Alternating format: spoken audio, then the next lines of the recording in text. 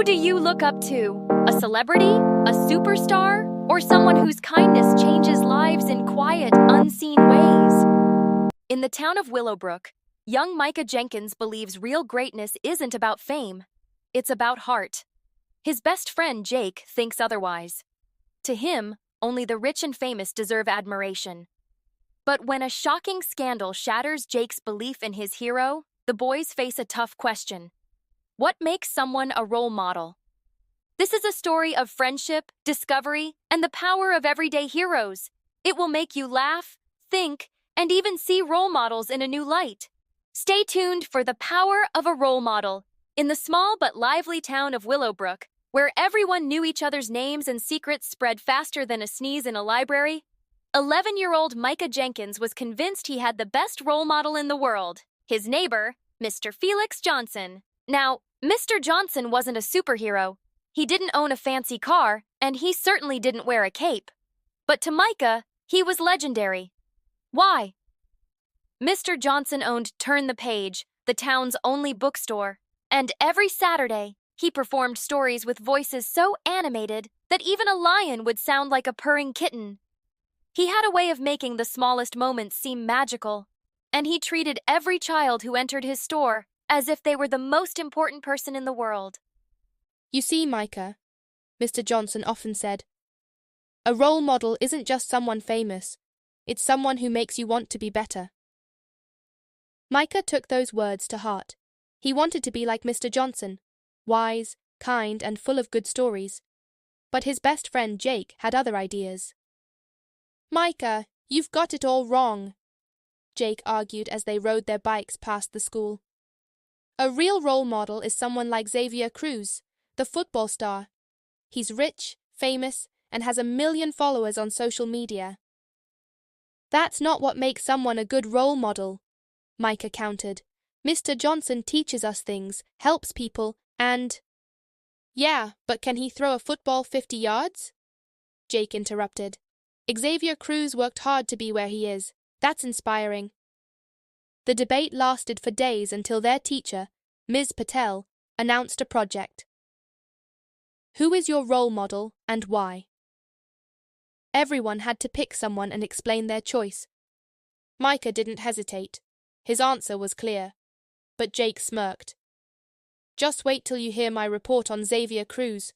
It's gonna blow yours out of the water. That evening, Micah sat with Mr. Johnson in the bookstore. What makes someone a real role model? He asked. Mr. Johnson smiled. A real role model is someone whose actions match their words. They don't just talk about being good, they show it. And most of all, they inspire others to do the same.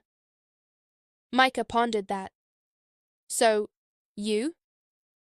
Mr. Johnson chuckled. That's kind of you, kiddo. But the best role model for you is someone whose values match yours.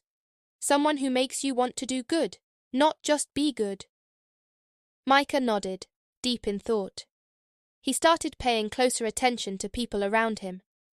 He noticed how Ms. Patel stayed late to help students who struggled, how Mrs. Nguyen, the baker, always saved warm rolls for the elderly, and how his mum, despite her exhausting workdays, never failed to make time for family dinners.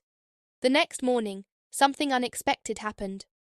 A crowd gathered outside the town's coffee shop, whispering and pointing at a TV screen. The news was reporting a scandal. Xavier Cruz had been caught mistreating fans, refusing to sign autographs for kids, and yelling at his coach. Jake was devastated. I can't believe it, he muttered. I thought he was different. Micah patted his friend's shoulder. It's okay, Jake. It just means we have to think about who we admire. What makes someone great? Jake sighed. I just thought if someone worked hard and became famous, they were good. But I guess being famous doesn't mean you have good character. That afternoon, the class gave their presentations. Jake hesitated before stepping forward. I was going to talk about Xavier Cruz, he admitted. But I realized being famous doesn't make you a good person. A real role model helps others, so I changed my choice. My role model is Ms. Patel. She teaches us, cares about our future, and never gives up on us. The class clapped. Ms. Patel beamed. Then it was Micah's turn. He took a deep breath. My role model is Mr. Johnson, he said.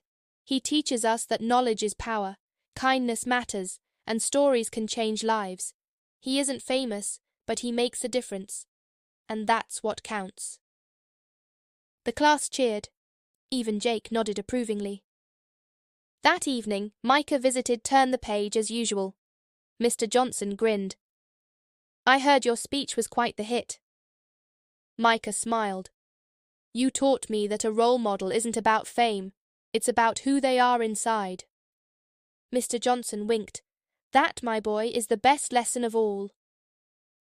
As Micah walked home that night, he thought about how role models shaped people. It wasn't about wealth, popularity, or talent. It was about values. The people we admire influence how we see the world, how we treat others, and who we become. And that, he realized, was the real power of a role model. The next day at school, Micah and Jake sat on the swings during recess. So, Jake asked, kicking at the sand, do you think we'll ever be role models for someone? Micah thought for a moment. I think we already are, in little ways. When we help out, stand up for someone, do the right thing even when no one's looking. Jake grinned. So basically, I'm already legendary. Micah rolled his eyes. Let's not get ahead of ourselves. As they laughed, Ms. Patel watched from the classroom window, smiling.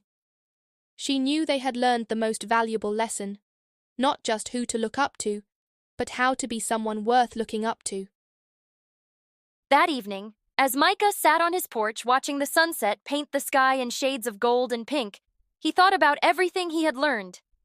Role models weren't just people you admired from afar. They were the ones who shaped you and made you want to be a better person. And maybe, just maybe, he could be that kind of person for someone else one day. He smiled, feeling a quiet sense of purpose. No, he didn't need fame or wealth to make a difference. He just needed to be kind, to help where he could, and always to choose the right thing, even when it was hard. Real greatness wasn't about being noticed. It was about leaving the world a little better than you found it.